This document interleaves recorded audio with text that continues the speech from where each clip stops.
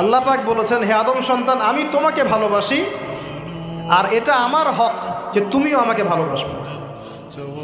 এই পৃথিবীতে আমাদের ভালোবাসার কেন্দ্র কে হবেন? সমস্ত কিছু ভালোবাসার ঊর্ধ্বে কার স্থান হবে? আর আল্লাহ বলেছেন, যদি তোমরা আমাকে সত্যিকার অর্থেই ভালোবাসো,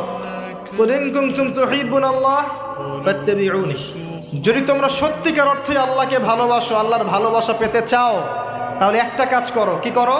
ফাত্তাবিউনি, কার অনুসরণ করো?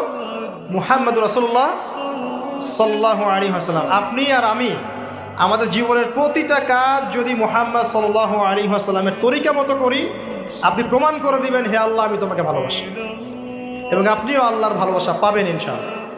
শুধু তাই নয়, শুধু ভালোবাসাই নয়, ওয়াগফির লাকুম যুনুবাকুম, তোমাদের সমস্ত পাপ মাফ করে দেব ইনশাআল্লাহ। আল্লাহু গফুর রহিম, আল্লাহ পাক হচ্ছেন পরম করুণাময়, অসীম দয়ালু।